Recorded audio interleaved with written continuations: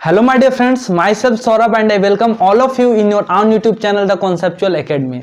और ये video specially उन लोगों के लिए है जिनके बोर्ड एग्जाम काफ़ी नज़दीक आ गए हैं लेकिन फिजिक्स का प्रिपरेशन उतना अच्छा से नहीं हो पाया है। तो आपको चिंता बिल्कुल भी नहीं करना है। हम आपको एग्जाम से पहले NCERT के सारे चैप्टर्स के हम आपको एक शॉर्ट वीडियो प्रोवाइड करवाएंगे। जैसे आज हम कवर करेंगे इलेक्ट्रिक चार्जेज एंड फील्ड, हमारा फर्स्ट चैप्टर होगा और इसी तरह से हम सारे चैप्टर्स का एक शॉर्ट रिवीजन वीडियो आपके साथ लेकर आएंगे। ठीक है, आपके पास टाइम वैसे भी बहुत कम है, हम चैप्टर्स को जल्दी से स्टार्ट करते हैं, लेकिन आप ये वीडियो अपने फ्रेंड के साथ शेयर जरूर कर दीजिएगा और चैनल को सब्सक्राइब जरूर कर लीजिएगा। चलिए तो हम अपने हेडिंग पे आते हैं, प्रॉपर्टीज ऑफ चार्ज। चार्ज आखिर क्या होता है, चार्ज के बारे में पढ़ते हैं इस चैप्टर में, जिस चैप्टर का नाम है इलेक्ट्रोस्टैटिक्स। इलेक्ट्रोस्टैटिक्स फिजिक्स का वह ब्रांच है जिसमें हम चार्ज को रेस्ट में पढ़ते हैं। जब चार्ज मोशन में आ जाता है तो वह ब्रांच को कहते हैं इलेक्ट्रिसिटी।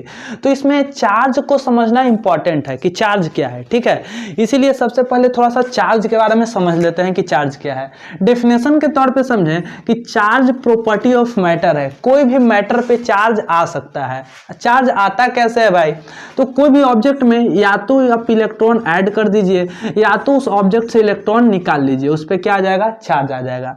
इलेक्ट्रॉन निकालते हैं तो पॉजिटिव चार्ज आता है, इलेक्ट्रॉन डालते हैं तो निगेटिव चार्ज आता है। ठीक है, अब इसके बाद है कि चार्ज का जो डिस्कवरी हुआ था वह बेंजामिन फ्रैंकलिन द्वारा किया गया था और चार्ज दो तरह का होता है, पॉजिटिव चार्ज और निगेटिव चार्ज। पॉजिटिव चार्ज और negative charge, positive same charge के बीच होता है रिपल्सन और मतलब कि विदाउट सेम चार्ज, और या अनलाइक चार्ज के बीच होता है अट्रैक्शन। ठीक है, ये आपको चार्ज के बारे में कुछ बेसिक आइडिया पता होगा। लेकिन अब हम चलते हैं चार्ज के कुछ प्रॉपर्टीज के बारे में कि चार्ज के क्या प्रॉपर्टीज होते हैं। तो देखिए, हमारा पहला प्रॉपर्टी है additive in nature. Charge additive होता है, कहने का मतलब इस मार्कर पे यहाँ पे 5 कूलम का चार्ज है, ठीक है, और यहाँ पे 2 कूलम का चार्ज है, तो टोटल चार्ज कितना हो गया, 7 कूलम का चार्ज हो गया। ठीक है, यानी कहने का सेंस ये है कि चार्ज को हम जनरली जैसे ऐड सब्ट्रैक्ट करते हैं उस तरह से जोड़ घटा सकते हैं। ठीक है, दूसरा ट्रांसफरेबल, चार्ज एक ऑब्जेक्ट से दूसरा ऑब्जेक्ट में आसानी से ट्रांसफर हो सकता है। ठीक है, इसीलिए चार्ज को हम बोल सकते हैं कि यह ट्रांसफरेबल इन नेचर होता है। Third, conservation. कंजर्वेशन कहने का मतलब जैसे देखिए, मतलब कि charge can neither be created nor be destroy, मतलब इनिशियल चार्ज जितना रहता है उतना ही फाइनल चार्ज रहेगा। NaCl है तो इस पे से पहले नेट चार्ज कितना है, नेट चार्ज इस पे अभी कितना है, 0 है। जब NaCl ब्रेक डाउन होता है Na प्लस और Cl माइनस में, तब इस पे +1 चार्ज और -1 चार्ज, फिर भी कैंसिल होकर नेट चार्ज कितना आ गया, 0। यही है हमारा क्या, चार्ज कंजर्वेशन प्रिंसिपल। ठीक है, तो चार्ज कंजर्वेशन ये समझ में आता है। नेक्स्ट आपका है हमारा क्या, क्वांटाइजेशन। क्वांटाइजेशन क्या है, क्वांटाइजेशन कहने का मतलब इसमें एक फॉर्मूला आता है जिसे हम बोलते हैं Q = Ne, और जिसमें n का वैल्यू +-1 2 3 कोई भी इंटीजर हो सकता है। देखिए यह फॉर्मूला दो तरह से आप यूज कर सकते हैं। यह फॉर्मूला दो तरह से कैसे यूज होगा, एक तो ऐसे यूज होगा कि बाय द वे मेरे पास कोई ऑब्जेक्ट है, ठीक है, ये ऑब्जेक्ट पे हम 20 कूलम का चार्ज हो सकता है या नहीं हो सकता है, मतलब कोई भी चार्ज पॉसिबल हो सकता है या पॉसिबल नहीं हो सकता है, उसे निकालने के लिए पहला क्वेश्चन ऐसे बन सकता है। दूसरा कि अगर इसमें से हम 50 इलेक्ट्रॉन निकाल ले, 40 इलेक्ट्रॉन निकाल ले, मतलब कि कुछ भी इलेक्ट्रॉन निकाल लें या डाल लें तो इस पर कितना चार्ज आ जाएगा। दो तरह का क्वेश्चन हैंडल कर सकते हैं इस फॉर्मूला से। ठीक है, तो हम पहला क्वेश्चन बता रहे हैं कि अगर कोई ऑब्जेक्ट दे दिया और बोला गया कि इस ऑब्जेक्ट में क्या किया गया है आपको, कि इस ऑब्जेक्ट पे 10 कूलम का चार्ज आ सकता है या नहीं आ सकता है, तो क्यू यहाँ पे है चार्ज। क्यू मतलब क्या होता है, चार्ज। n मतलब होता है नंबर ऑफ इलेक्ट्रॉन, मतलब कितना इलेक्ट्रॉन निकाला गया है और या डाला गया है। E होता है charge on electron, charge on electron, एक इलेक्ट्रॉन पे कितना चार्ज होता है। ठीक है, एक इलेक्ट्रॉन पे आपको पता होना चाहिए कि एक इलेक्ट्रॉन पे 1.6 × 10⁻⁹ कूलम का चार्ज होता है। ठीक है, अच्छा तो 10 कूलम का चार्ज आ सकता है कि नहीं, तो Q के जगह पे 10 भरिए और N के जगह नहीं पता है आपको और E के जगह 1.6 × 10⁻⁹। अगर N का जो वैल्यू है वह इंटीजर आता है, +1 2 3 4 कुछ भी आता है प्लस या माइनस में, ठीक है, तब आपका ये चार्ज पॉसिबल होगा। लेकिन n का आंसर अगर पॉइंट में आ जाता है, फ्रैक्शन में आ जाता है, रूट में आ जाता है, तो उस तरह के बोलेंगे कि यह चार्ज जो है पॉसिबल नहीं होगा। ठीक है, अब देखिए दूसरा तरह का क्वेश्चन क्या इसे हैंडल होता है कि कोई भी ऑब्जेक्ट से हम कुछ इलेक्ट्रॉन निकाल लिए। ठीक है, कोई ऑब्जेक्ट है, जैसे कि ये ऑब्जेक्ट है। ठीक है, इस ऑब्जेक्ट से हम 10⁵ इलेक्ट्रॉन निकाल लिए। ठीक है, तो इस पे कितना चार्ज आया होगा? इलेक्ट्रॉन निकाले हैं तो कौन चार्ज आएगा भाई? पॉजिटिव चार्ज आएगा। कितना इलेक्ट्रॉन निकाले हैं? 10⁵, तो Q = Ne। कितना इलेक्ट्रॉन निकाले हैं? 10⁵। E का वैल्यू 1.6 × 10⁻, कितना? -19। ठीक है, अब यहाँ पे निकल गया 1.6 × 10⁻- कितना? 14 कूलम का चार्ज आया होगा। ठीक है, यानी कि कोई भी ऑब्जेक्ट से इलेक्ट्रॉन निकालने पे कितना चार्ज आता है वो भी इस फॉर्मूला से हम कैलकुलेट कर सकते हैं आसानी से। ठीक है, चलिए अब इसके बाद जो हमारा नेक्स्ट जो हमारा कॉन्सेप्ट है वो है इनवेरिएंट। मतलब कि जो चार्ज होता है वह इनवेरिएंट होता है। कहने का मतलब आइंस्टीन के थ्योरी के अकॉर्डिंग यह बताया गया था कि कोई भी ऑब्जेक्ट जब लाइट के स्पीड से ज़्यादा ट्रेवल करता है तो उसका मास बढ़ने लगता है। ठीक है, लेकिन चार्ज के साथ ऐसा कुछ नहीं है। चार्ज को आप लाइट के स्पीड से ले जाइए या लाइट के स्पीड से ज़्यादा से ले जाइए, ठीक है, जितना उस पे चार्ज रहेगा, 10 कूलम का चार्ज है तो भाई 10 कूलम का चार्ज ही रहेगा, ना बदलेगा। ठीक है, ये मतलब ये बदलने वाला नेचर का नहीं होता है, बहुत अच्छा नेचर का होता है। ठीक है, अच्छा अब इसके बाद हम पढ़ते हैं थोड़ा सा एक टॉपिक है। इसी में टॉपिक क्या बोले, आपको एक और एक्स्ट्रा प्रॉपर्टी बता देते हैं कि अगर कोई चार्ज है, ठीक है, चार्ज अगर रेस्ट में है तो यह अपने चारों तरफ एक प्रोड्यूस करता है फील्ड। ठीक है, इस फील्ड का नाम है इलेक्ट्रिक फील्ड। चारों तरफ कैसा फील्ड प्रोड्यूस करता है? Electric field. लेकिन जब कोई चार्ज क्यू है और यह मोशन में आ जाता है, कुछ भी वेलोसिटी से आगे बढ़ रहा है, ठीक है, तो यह चारों तरफ इलेक्ट्रिक फील्ड तो प्रोड्यूस करता ही करता है। ठीक है, साथ साथ यह मैग्नेटिक फील्ड भी प्रोड्यूस करने लगता है। ध्यान रखिएगा इस बात का। ठीक है, मैग्नेटिक फील्ड। ठीक है, अच्छा अब और भी इसमें कॉन्सेप्ट आते हैं, उसमें आपको अभी नहीं जाना है कि जब एक्सेलरेटेड मोशन आ जाता है तो रेडिएशन भी प्रोड्यूस करने लगता है। ठीक है, लेकिन आपको बस दो पॉइंट आपको ध्यान रखने हैं चार्ज के बारे में। ठीक है, चार्ज का यूनिट कूलम्ब होता है, सीजीएस यूनिट स्टैट कूलम्ब होता है, और एक कूलम्ब में कितने स्टैट कूलम्ब होते हैं? 3.6 × 10⁹। ठीक है, ये आपको इंपॉर्टेंट है। अब क्या है, हम आगे आते हैं अपने टॉपिक क्या, मेथड ऑफ चार्जिंग में। जैसे कि ये कोई ऑब्जेक्ट है, ठीक है, ये कोई ऑब्जेक्ट है, ये ऑब्जेक्ट पे पहले से चार्ज नहीं है। अगर हमको इसको चार्ज करना है तो 3 तरह से चार्ज कर सकते हैं। या तो कहीं पे इसका फ्रिक्शन करवा दीजिए तो इससे इलेक्ट्रॉन या तो निकल जाएगा या इसमें इलेक्ट्रॉन आ जाएगा, इस पे चार्ज आ जाएगा। अच्छा भाई, दूसरा कंडक्शन। कंडक्शन कहने का मतलब कि इस पे चार्ज पहले से नहीं है, अगर हमको चार्ज लाना है तो कोई ऐसा ऑब्जेक्ट से इसको टच करवा दें जिस पे पहले से चार्ज है, तो जब टच करवाएंगे तो इस पे भी चार्ज आ जाएगा, इसी को बोलते हैं कंडक्शन। लास्ट हमारा है इंडक्शन। मतलब बिना टच करवाए, इस पे चार्ज है इस पे चार्ज नहीं है, लेकिन दोनों बिना को टच करवाए अगर हम इस पे चार्ज ला देते हैं, ठीक है, तो उस मेथड को बोलते हैं हम इंडक्शन। ठीक है, अच्छा अब वैसे भी फ्रिक्शन के लिए आपको बता दें कि एक ऑब्जेक्ट को दूसरा ऑब्जेक्ट में कुछ रूल होता है कि किस ऑब्जेक्ट को किससे हम फ्रिक्शन करवाएंगे तो उस पे चार्ज आएगा। ऐसे ही किसी को किसी के साथ फ्रिक्शन करवाने से चार्ज नहीं आ सकता है। ठीक है, नेक्स्ट है हमारा कूलम्ब्स लॉ। कूलम्ब्स लॉ क्या होता है? 2 पॉइंट चार्ज के बीच, ठीक है, 2 पॉइंट चार्ज के बीच, मान लीजिए कि 1 पॉइंट चार्ज यहाँ है, 1 पॉइंट चार्ज यहाँ है। पॉइंट चार्ज करने का मतलब बहुत ही छोटा चार्ज। ठीक है, 2 पॉइंट चार्ज के बीच, बड़े बड़े चार्ज के लिए नहीं, पहली बात कूलम्ब्स लॉ है छोटे चार्ज के लिए। ठीक है, तो 2 पॉइंट चार्ज के बीच हमें फोर्स कैलकुलेट करना है, अट्रैक्टिव फोर्स या रिपल्सिव फोर्स, दोनों को खींचने वाला फोर्स या दोनों को धक्का देने वाला फोर्स।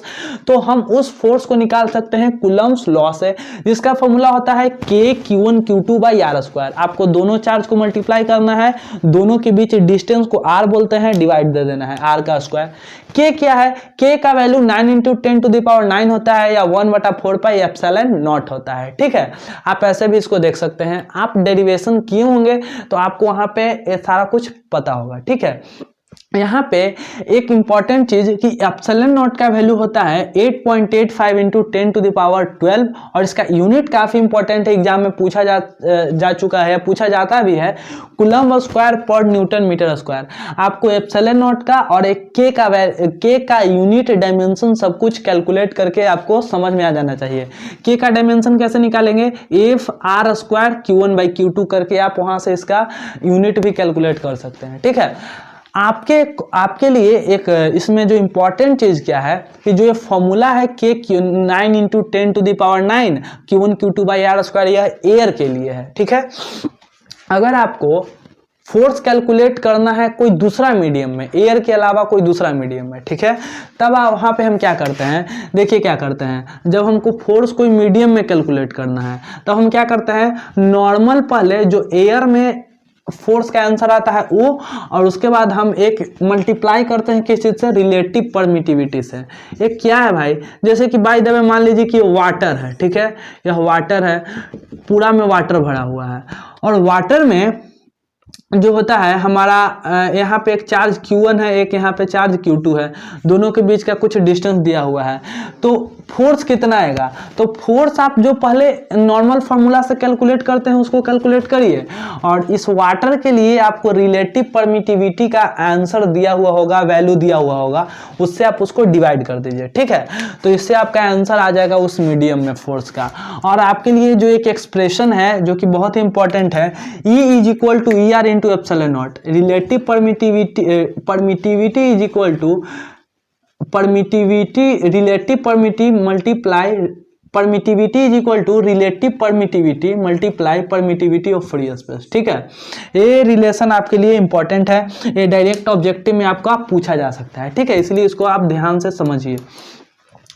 अब नेक्स्ट है हमारा जो है वो है इलेक्ट्रिक फील्ड इंटेंसिटी क्या होता है। तो भाई इलेक्ट्रिक फील्ड इंटेंसिटी ना बहुत ही कॉन्सेप्चुअल चीज है, आराम से इसको समझ सकते हैं। कोई भी चार्ज जो होता है ना, कोई भी चार्ज के चारों तरफ के जगह को क्या बोलते हैं, इलेक्ट्रिक फील्ड इंटेंसिटी। जैसे ये चार्ज है, मान लीजिए जो ब्लू वाला कैप दिख रहा है आपको, ये चार्ज है, कोई भी चार्ज है, तो इसके चारों तरफ का जो जगह है इस फील्ड को बोलते हैं electric field intensity. Space around charge, इसको क्या बोलते हैं, इलेक्ट्रिक फील्ड इंटेंसिटी। अच्छा, इलेक्ट्रिक फील्ड इंटेंसिटी कैसे हम कैलकुलेट करते हैं भाई, तो इलेक्ट्रिक फील्ड इंटेंसिटी को कैलकुलेट करने का एक फॉर्मूला है हमारा, कि जो हमारा फॉर्मूला है KQ/R², जो मेन फॉर्मूला है इलेक्ट्रिक फील्ड इंटेंसिटी का, KQ/R², मतलब कोई यहाँ पे चार्ज Q है और यहाँ पे कोई पॉइंट P है और यहाँ से यहाँ का डिस्टेंस R है, तो इस चार्ज के वजह से इस पॉइंट P पे कितना इलेक्ट्रिक फील्ड बन रहा होगा ये हम निकालते हैं K × Q × R² से। ठीक है, और एक और बात है, देखिए एक और बात क्या है, जैसे कि कोई चार्ज है, कोई चार्ज के वजह से इलेक्ट्रिक फील्ड निकालना आपको आ गया। अब इसके बाद जो हमारा है इलेक्ट्रिक फील्ड का एक और फॉर्मूला होता है, वो है हमारा क्या, F/Q, फोर्स बाय चार्ज से हम इलेक्ट्रिक फील्ड इंटेंसिटी निकाल सकते हैं। ठीक है, इलेक्ट्रिक फील्ड इंटेंसिटी निकालने के लिए फोर्स डिवाइडेड बाय चार्ज भी कर सकते हैं, और इसका यूनिट होता है न्यूटन पर कूलम। फोर्स का यूनिट न्यूटन और चार्ज का यूनिट कूलम, तो न्यूटन पर कूलम से आ जाएगा क्या हमारा इलेक्ट्रिक फील्ड इंटेंसिटी का यूनिट। अब इलेक्ट्रिक फील्ड इंटेंसिटी के बारे में इंपॉर्टेंट पॉइंट क्या है कि electric field intensity positive charge हो या नेगेटिव चार्ज हो, दोनों का होगा भाई। अब इसके बाद है टाइप्स ऑफ चार्ज डेंसिटी। ठीक है, तब हम इलेक्ट्रिक फील्ड लाइंस पे आएंगे। टाइप्स ऑफ चार्ज डेंसिटी क्या होता है, मतलब कि हमारे पास अगर 1 डायमेंशनल फिगर, 2 डायमेंशनल सरफेस या 3 डायमेंशनल सरफेस हो, तो उसके लिए हम चार्ज डेंसिटी निकालते हैं। जैसे देखिए यहाँ पे आपको ध्यान से देखिए, आपको पता चल जाएगा। ठीक है, यहाँ पे हमारे पास मान लीजिए कि कोई वायर है जिसका लेंथ कितना है, लेंथ L है, और इस पे टोटल चार्ज Q है, ये हो गया। अगर कोई हमारे पास, ये तो 1 डायमेंशनल फिगर हो गया, 2 डायमेंशनल लेते हैं, कोई इस तरह का सीट है जिसका एरिया A है और इस पे टोटल चार्ज Q है, और कोई 3 डायमेंशनल फिगर लेते हैं, कोई स्फीयर है जिसका वॉल्यूम भी है और जिस पे चार्ज Q है। ठीक है, तो टोटल लेंथ पे क्यू चार्ज है, तो एक यूनिट लेंथ पे, एक इकाई लेंथ पे कितना चार्ज होगा उसी को बोलते हैं हम लीनियर चार्ज डेंसिटी, ठीक है, जिसको हम लैम्डा से रिप्रेजेंट करते हैं। लैम्डा होता है total charge by divide total length, और सरफेस चार्ज डेंसिटी को सिग्मा से रिप्रेजेंट करते हैं total charge divide by total area, और volume charge density total charge divide total volume. यहाँ पे आपको यूनिट इंपॉर्टेंट है, यूनिट ध्यान रखिएगा कि कूलम्ब पर मीटर स्क्वायर, कूलम्ब पर मीटर क्यूब, ठीक है। डायमेंशन, यूनिट, सारा कुछ आप ध्यान रखिएगा, इसका निकाल सकते हैं अगर आपको फॉर्मूला पता है तो, ठीक है। चलिए अब इसके बाद हम आगे कवर करेंगे electric field lines. Electric field lines क्या होता है? तो देखिए इलेक्ट्रिक फील्ड लाइंस क्या होता है। इलेक्ट्रिक फील्ड लाइन जनरली हमारा क्या है, यह एक इमेजिनरी कंटिन्यूअस लाइन होता है, मतलब कि कोई भी पॉजिटिव चार्ज से निकलता है और निगेटिव चार्ज पे जाके टर्मिनेट होता है। कौन? इलेक्ट्रिक फील्ड लाइन पॉजिटिव से निकलता है और निगेटिव पे जाके खत्म होता है, ठीक है। यह हमारा इलेक्ट्रिक फील्ड लाइन होता है। और कैसा होता है? कंटिन्यूअस होता है, मतलब कहीं पे भी इसका ब्रेकेज या लीकेज नहीं होता है बीच में, ठीक है। और दूसरी बात, यह क्लोज कर्व नहीं बनाता है, ऐसा नहीं कि ऐसे गया और फिर ऐसे मुड़ के ऐसे आ गया। क्लोज कर्व गोल गोल घूमता नहीं है, ठीक है। तो क्लोज कर्व ऐसा हम नहीं बनाता है, ठीक है। अच्छा, एक और बात इसमें है कि नेवर फॉर्म क्लोज लूप। अब उसके बाद है कि इलेक्ट्रिक फील्ड लाइन से हमको इंटेंसिटी पता चलता है, इलेक्ट्रिक फील्ड का मजबूती। जैसे देखिए यहाँ पे कोई पॉइंट ए है और यहाँ पे कोई पॉइंट बी है, देखिए यहाँ पे कोई पॉइंट ए है और यहाँ पे कोई पॉइंट बी है, तो हम बोले कि electric field intensity point A पे ज्यादा होगा या पॉइंट बी पे ज्यादा होगा, बताइए। तो ए के आसपास इलेक्ट्रिक फील्ड बहुत ज़्यादा है, डेंसिटी भी ज़्यादा है इलेक्ट्रिक फील्ड का, बहुत घना है। तो ए के आसपास इलेक्ट्रिक फील्ड मजबूत है और बी के आसपास इलेक्ट्रिक फील्ड वीक है, यानी कि इलेक्ट्रिक फील्ड का स्ट्रेंथ पता चलता है। Strength of electric field directly proportional to number of field line. जितना ज़्यादा फील्ड लाइन रहेगा इलेक्ट्रिक फील्ड लाइन, उतना ज़्यादा वहाँ पर इलेक्ट्रिक फील्ड इंटेंसिटी रहेगा, और वहाँ पर जितना ज़्यादा डेंसिटी रहेगा, मतलब जितना ज़्यादा घना इलेक्ट्रिक फील्ड रहेगा, उसके आसपास उतना ही ज्यादा इलेक्ट्रिक फील्ड इंटेंसिटी रहेगा, ठीक है। ये पॉइंट आपको समझ में आ गया होगा। अब हम आगे, हमारा जो टॉपिक है वो है हमारा इलेक्ट्रिक फ्लक्स, ठीक है। इधर इलेक्ट्रिक फ्लक्स क्या है? इलेक्ट्रिक फ्लक्स जनरली आप ऐसा समझ सकते हैं कि कोई यहाँ पे इस तरह का फिगर है, ठीक है, इस तरह का प्लेन फिगर है, ठीक है, इस तरह का सर्कुलर कोई डिस्क है। अच्छा, इस डिस्क से इलेक्ट्रिक फील्ड लाइन ऐसे पास हो रहा है, ठीक है। कितना इलेक्ट्रिक फील्ड लाइन पास हो रहा है भाई? तो 3 इलेक्ट्रिक फील्ड लाइन पास हो रहा है। तो बस सिंपल, इलेक्ट्रिक फ्लक्स इसका कितना हो गया? 3। इलेक्ट्रिक फ्लक्स क्या है कि कोई भी सरफेस से परपेंडिकुलर कितना फील्ड लाइन पास हो रहा है, the number of field line passing normally or perpendicularly through any surface is called what? Is called electric flux. Flux is the number of field line passing normally or perpendicularly, ठीक है। यानी कि इसमें perpendicular कितना field line पास हो रहा है? 3। इसी वजह से इसका क्या आ गया? फ्लक्स का वैल्यू 3। फ्लक्स को फाई से रिप्रेजेंट करते हैं भाई। अच्छा, लेकिन अगर कोई बोले कि सर अगर क्या हो कि अगर हम मतलब कि फील्ड लाइन ऐसे ना पास करके ऐसे पास हो रहा है, इस तरह से, तब क्या फ्लक्स 3 होगा? तो नहीं बच्चा, तब फ्लक्स 3 नहीं होगा। तब हमको यह देखना होगा कि फील्ड लाइन तो इधर पास हो रहा है, तो कुछ एंगल बना के पास हो रहा है। तो आपको ए वाला एंगल पता होना चाहिए कि यह कितना एंगल बना रहा है। यह 90 डिग्री से तो जाना चाहिए था इसको, तब अगर हम बोल देते कि 3, लेकिन 90 डिग्री से नहीं जा रहा है, कुछ एंगल से जा रहा है। तो आपको पता होना चाहिए इस एंगल, और यह इसका इंटेंसिटी पता होना चाहिए कि कितना इलेक्ट्रिक फील्ड का इंटेंसिटी है, वो पता होना चाहिए, और आपको एरिया पता होना चाहिए इसका, ठीक है। तब आप फ्लक्स निकाल सकते हैं आसानी से। ई ए कॉस थीटा, आप E multiply area, electric field multiply area multiply cos theta, दोनों के बीच का एंगल, ठीक है। चलिए इसको कैसे लिख सकते हैं? ये कॉस थीटा को लिखते हैं vector E dot vector A. Area भी एक तरह का वेक्टर क्वांटिटी फिजिक्स में यहाँ पे लिया जाता है, ठीक है। एक्चुअली ऐसे एरिया स्केलर होता है, लेकिन यहाँ पे एरिया वेक्टर माना जाता है। एरिया वेक्टर का डायरेक्शन इस तरह से है, ठीक है। अब उसके बाद क्या है कि ये फॉर्मूला है ई डॉट ए या ई कॉस थीटा, दोनों तरह से आपको याद रखना है कि कंफ्यूज ना हो जाए, ठीक है। लेकिन अगर लार्ज सरफेस है तो लार्ज सरफेस के लिए ये इंटीग्रेशन वाला फॉर्मूला यूज करते हैं, जो कि आप इसका डेरिवेशन करके बहुत बार आप प्रूफ किए होंगे चैप्टर्स में। फाई इज इक्वल टू यही है ई कॉस थीटा को जो है लार्ज सरफेस के लिए integration of E electric field multiply D S, छोटे से एलिमेंट लेते हैं और उसी का इंटीग्रेट करते हैं, ठीक है। तो आप लार्ज सरफेस के लिए लगा सकते हैं। हम यहाँ पे नोट डाउन इसलिए इसको कर लीजिएगा या ध्यान इसका इसलिए रखिएगा क्योंकि ऑब्जेक्टिव क्वेश्चन में ऐसा अगर आ गया तो आपको ध्यान रहे कि फ्लक्स का ऐसा भी फॉर्मूला होता है, ठीक है।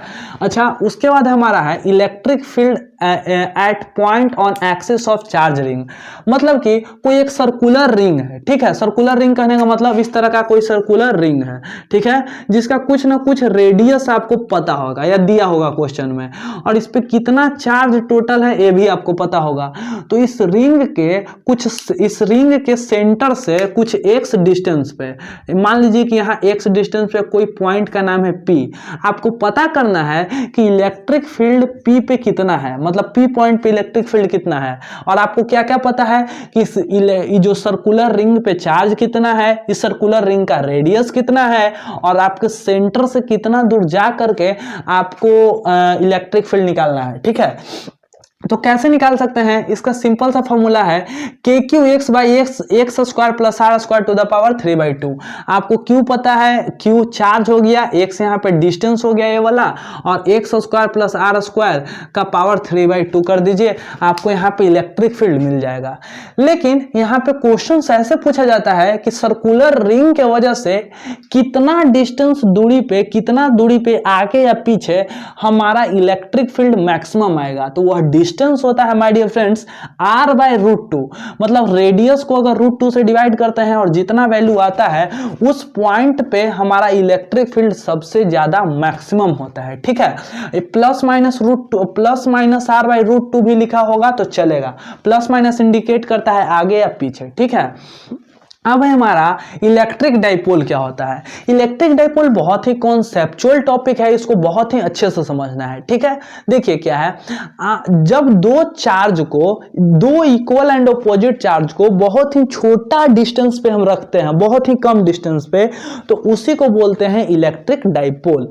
एग्जाम्पल के तौर पे आप यहाँ पे देख सकते हैं, देखिए यहाँ पे कि हम क्या किए हैं कि यहाँ पे एक छोटा सा चार्ज लिए हैं -q और एक यहाँ पे छोटा सा चार्ज लिए हैं +q, दोनों को बहुत ही छोटा डिस्टेंस पे रखे हैं। यहाँ से यहाँ का डिस्टेंस है l और यहाँ से यहाँ का डिस्टेंस भी है l।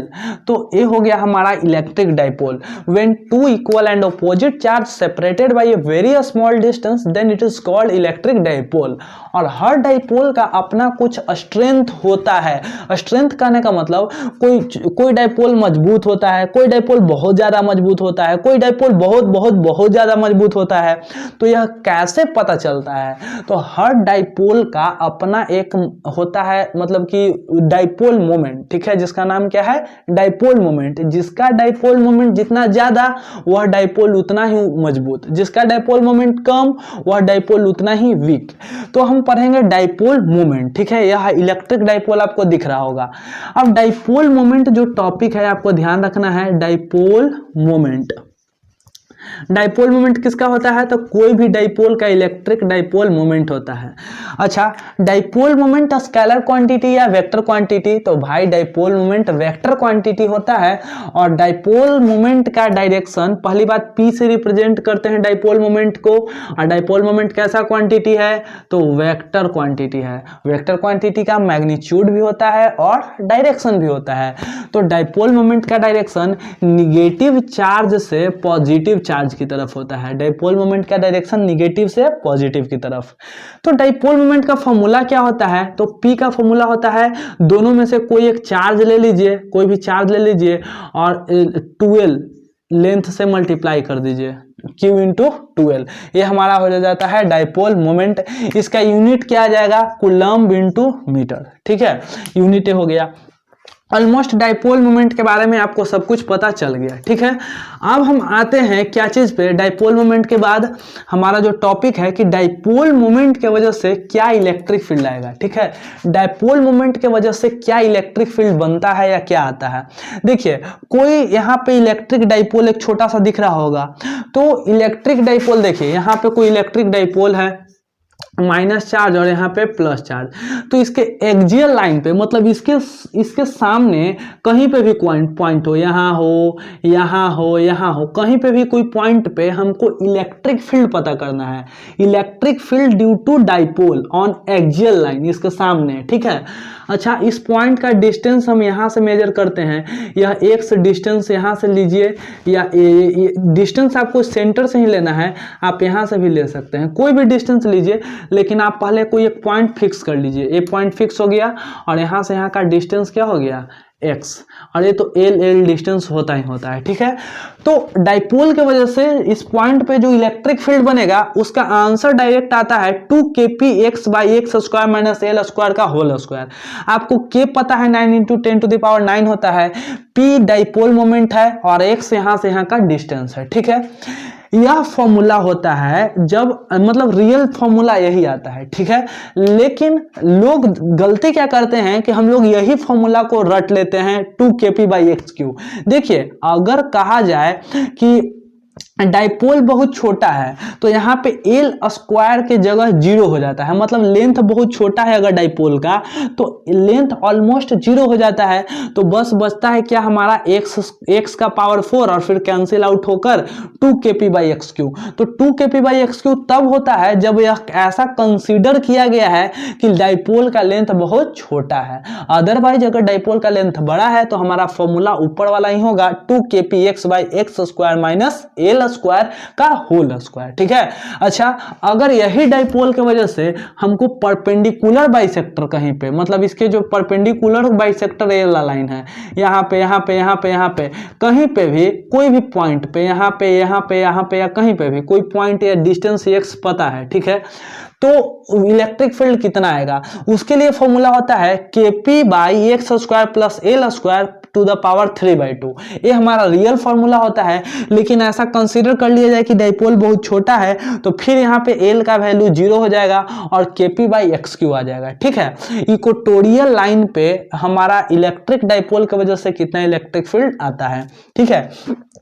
हमें दिख रहा है इसमें 2kp/x³ और इसमें kp/x³, यानी एक्सियल वाला इक्वेटोरियल से दोगुना है, तो axial equal to 2 × E equatorial, ठीक है। अच्छा, ये वाला रिलेशन याद रखिएगा, इसे क्वेश्चंस डायरेक्ट पूछा गया है या ऑब्जेक्टिव क्वेश्चन में भी ऐसा आता है, ठीक है। देखिए अगर कोई डाइपोल है, अगर हम उसको इलेक्ट्रिक फील्ड में रखते हैं, इससे पहले आपको यह समझना होगा, देखिए कि कोई भी चार्ज को हम इलेक्ट्रिक फील्ड में रखते हैं, जैसे कि कोई भी चार्ज है, ठीक है, ये इलेक्ट्रिक फील्ड है। अगर इस इलेक्ट्रिक फील्ड में हम कोई चार्ज को रखते हैं, ये यह इलेक्ट्रिक फील्ड है, यहाँ पे हम कोई क्यू चार्ज को रखते हैं, तो क्यू मतलब निगेटिव चार्ज को रखते हैं, तो निगेटिव चार्ज इलेक्ट्रिक फील्ड अगर इधर की तरफ है तो निगेटिव चार्ज पे इलेक्ट्रिक फील्ड के ओपोजिट एक फोर्स लगता है, और यह फोर्स का फॉर्मूला है Q × E। अभी भी पढ़े थे ना, Q = F/Q, तो फोर्स कितना लगता है Q × E, electric field intensity multiply जो भी चार्ज है उसके, ठीक है। अगर यही पॉजिटिव चार्ज रहता तो इस पे भी फोर्स लगता है, लेकिन इलेक्ट्रिक फील्ड के तरफ, और इसका भी फॉर्मूला सेम आता है। तो ये कॉन्सेप्ट आपको अगर पता है तो यहाँ पे आप समझ पाएंगे इलेक्ट्रिक डाइपोल मोमेंट, ठीक है। देखिए क्या होता है, इलेक्ट्रिक डाइपोल को जब हम इलेक्ट्रिक फील्ड में रखते हैं तो होता क्या है, डाइपोल पे एक प्लस चार्ज होता है और एक माइनस चार्ज होता है। तो माइनस चार्ज पे अभी बताएं कि जब इलेक्ट्रिक मतलब कि कोई भी चार्ज को जब इलेक्ट्रिक फील्ड में रखते हैं तो क्या होता है, फोर्स लगता है, तो प्लस चार्ज की तरफ आगे की तरफ फोर्स लगेगा, ठीक है, तो ऐसे झुकेगा, और माइनस के पे पीछे की तरफ फोर्स लगेगा, ऐसे झुकेगा, डाइपोल घूमने लगेगा, डाइपोल ऐसे ऐसे गोल गोल घूमने लगेगा। तो घूमने की वजह से क्या प्रोड्यूस होता है, टॉर्क, और टॉर्क का जो आंसर आता है, टॉर्क का फॉर्मूला होता है P sin थीटा, या इसको P × E भी लिख सकते हैं। आपको दोनों फॉर्मूला ध्यान रखना है, P क्रॉस E या P साइन थीटा। आपको P मतलब डाइपोल मोमेंट, E मतलब इलेक्ट्रिक फील्ड और साइन थीटा मतलब इलेक्ट्रिक फील्ड और डाइपोल मोमेंट के बीच का जो एंगल है वो पता होना चाहिए, तो आप टॉर्क आसानी से निकाल सकते हैं। टॉर्क मैक्सिमम होता है जब डाइपोल बिल्कुल सीधा खड़ा हो 90 डिग्री पे, तो torque maximum theta is equal to 90 degree. Dipole जो होता है स्टेबल कंडीशन या अनस्टेबल कंडीशन, दो कंडीशन में डाइपोल हो सकता है। तो स्टेबल कंडीशन कब बोलते हैं, तो जब डाइपोल 0 डिग्री पे हो, मतलब डाइपोल और इलेक्ट्रिक फील्ड के बीच का एंगल 0, दोनों एक ही डायरेक्शन में हो, तब हम बोलेंगे कि डाइपोल स्टेबल है, ना हिलेगा ना डुलेगा, ठीक है। लेकिन जब 180 डिग्री पे होता है तो बिल्कुल अनस्टेबल होता है, थोड़ा सा भी हिला डुला तो पूरा घूमने लगेगा, ठीक है। अच्छा, अब इसके बाद है हमारा कि जब डाइपोल घूमता है गोल गोल, ओहो एक सेकेंड, सॉरी, जब डाइपोल घूमता है गोल गोल तो होता क्या है कि कुछ ना कुछ यह डाइपोल वर्क करता है कहने का मतलब कि वर्क डन होता है, और इस वर्क डन का आंसर हम आसानी से कैलकुलेट कर सकते हैं अगर हमको पता हो कि डाइपोल कितना घूमा है। शुरुआत में 0 डिग्री पे तो रहता है, 0 से अगर वह 60 डिग्री बनाया, 0 से 60 डिग्री जाने तक कितना वर्क किया, तो आपको थीटा पता रहेगा, एंगल पता रहेगा, आपको इलेक्ट्रिक फील्ड इंटेंसिटी पता रहेगा और डाइपोल मोमेंट पता रहेगा। तो ये सारे का कैलकुलेशन करके हम वर्क डन आसानी से निकाल सकते हैं, ठीक है। अब हमारे पास आता है गॉस लॉ। गॉस जो साइंटिस्ट हैं उन्होंने बताया कि भाई तुम लोग जो इतना मतलब कि तरीका निकाले हो ना इलेक्ट्रिक फ्लक्स निकालने का, ये कॉस थीटा, ये हमको कुछ पसंद उतना नहीं आता है, हम कुछ अपना डिस्कवरी करते हैं इलेक्ट्रिक फ्लक्स निकालने का। बोले कि कोई भी ऑब्जेक्ट हो, किसी भी तरह का हो, मतलब नहीं है, बस कैसा सरफेस होना चाहिए, क्लोज सरफेस होना चाहिए, इसमें टोटल चार्ज जोड़ लो, जैसे यहाँ पे 2 coulomb, 5 coulomb, -10 coulomb, total charge calculate कर लो और उसको एप्सिलॉन नॉट से डिवाइड दे दो, Q inside by epsilon not, total charge को एप्सिलॉन नॉट से डिवाइड दे दो, जो भी आंसर आया वो फ्लक्स का आंसर आ गया। मतलब गॉस लॉ क्या है, फ्लक्स निकालने का निंजा टेक्निक है, ठीक है, फ्लक्स निकालने का एक नया तरीका है। Electric flux through a close surface is 1/E not times of total associated charge. Total charge को 1/E नॉट से मल्टीप्लाई करते हैं तो हमें इलेक्ट्रिक फ्लक्स मिल जाता है। Q इनसाइड बटा epsilon nought is equal to electric flux. लेकिन इलेक्ट्रिक फ्लक्स का हमने एक और पहले से फॉर्मूला पढ़ा था, वो था integration of E dot ds। तो दोनों फॉर्मूला को इक्विवेलेंट करके लिख दिया इस तरह से, और इस तरह से मतलब कि गॉस लॉ के मदद से हम बहुत सारे डेरिवेशन करते हैं, प्रूफ करते हैं, ठीक है, इन दोनों के मदद से। तो गॉस लॉ काफी हेल्प किया है हम लोगों को इलेक्ट्रिक फील्ड वगैरह निकालने में। तो देखिए गॉस लॉ का क्या क्या एप्लीकेशन है, यहाँ पे तो आपको यह प्रूफ करने आना चाहिए, एग्जामिनेशन में इंपॉर्टेंट होता है, ठीक है। लेकिन हम शॉर्ट रिवीजन वीडियो कवर कर रहे हैं, इसीलिए हम आपको यहाँ पे डेरिवेशन नहीं करवाने वाले, ठीक है। अब देखते हैं कि एप्लीकेशन ऑफ गॉस लॉ क्या है, गॉस लॉ का क्या एप्लीकेशन है, ठीक है।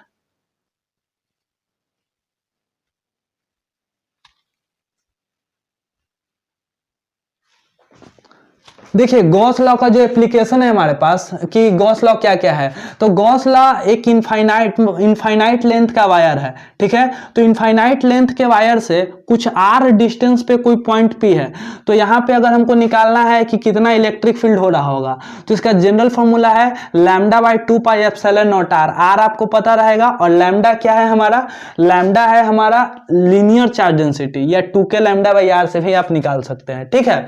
Electric field due to infinite sheet of charge, कोई ऐसा 2 डायमेंशनल फिगर है, मतलब कि कोई शीट है, पतला कागज का कोई शीट है, किसी भी तरह का हो सकता है, मेटल का भी हो सकता है, तो शीट के वजह से आपका कितना इलेक्ट्रिक फील्ड आएगा इस पॉइंट P पे। तो अगर पूछे for plane sheet of charge, पूरा शीट के वजह से कितना इलेक्ट्रिक फील्ड आएगा, तो वो होगा σ/2 एप्सिलॉन नॉट, सिग्मा इसका सरफेस चार्ज डेंसिटी। लेकिन अगर पूछे कि इसके अगल बगल for near the charge conducting surface, तो σ/ε नॉट, ठीक है। अच्छा अब electric field due to uniformly charge sphere, मतलब अगर कोई स्फीयर है अगर, तो स्फीयर के वजह से क्या मतलब कि इलेक्ट्रिक फील्ड बनता है, ठीक है। तो अगर मेटल है कि नॉन मेटल, पहले आपको ये देखना है। अगर स्फीयर मेटल है, इस पे चार्ज क्यू है, इसका रेडियस आर है। ये नॉन मेटल है, इस पे भी चार्ज क्यू है और इसका रेडियस आर है, और इससे आपको पॉइंट पी यहाँ पे लिया गया है। और मतलब अलग अलग देखेंगे कि स्फीयर के वजह से अगर आउटसाइड चार्ज निकालना है कि आउटसाइड इलेक्ट्रिक फील्ड कितना होगा, तो कोई भी स्फीयर, मेटल का स्फीयर है और मेटल के स्फीयर से आउटसाइड कितना इलेक्ट्रिक फील्ड बनेगा, तो K Q by x square, x आपका डिस्टेंस है कि कितना दूर आप जाके निकाल रहे हैं। अगर सरफेस पे बिल्कुल निकालना है तो K Q by R square, R यहाँ पे रेडियस है। अब इनसाइड निकालना है, अंदर कितना है, तो अंदर मेटल के अंदर 0 होता है, ठीक है, सिंपल। अब उसके बाद है नॉन मेटल, नॉन मेटल के अंदर क्या होता है, देखिए नॉन मेटल के अंदर अगर हमको इलेक्ट्रिक फ्लक्स, इलेक्ट्रिक फील्ड निकालना है नॉन मेटल स्फीयर के वजह से, तो आउटसाइड इसमें पूरा जो चार्ज होता है पूरा वॉल्यूम में बटा हुआ होता है। तो इसका फॉर्मूला आउटसाइड में किसी भी डिस्टेंस पे निकालना है तो K Q by x square, X हमारा डिस्टेंस हो गया, और इनसाइड में K Q x by R Q, और यहाँ पे एक्स मतलब अंदर कितना डिस्टेंस पे है, आर रेडियस है, और एक रो एक्स बाई 3 एप्सिलॉन नॉट, रो है हमारा वॉल्यूम चार्ज डेंसिटी और एप्सिलॉन नॉट आपको पता ही है। अगर सरफेस पे निकालना है तो K Q by R Q से आप निकाल सकते हैं, ठीक है। आई होप कि ये वीडियो आपको काफी समझ में आया होगा और ज्यादा लंबा या लेंदी नहीं हुआ होगा, और समझ में आया तो नेक्स्ट वीडियो के लिए कमेंट जरूर करिए और कौन टॉपिक पे आपको चाहिए। तब तक पढ़ते रहिए, आपके एग्जामिनेशन के लिए ऑल द वेरी बेस्ट।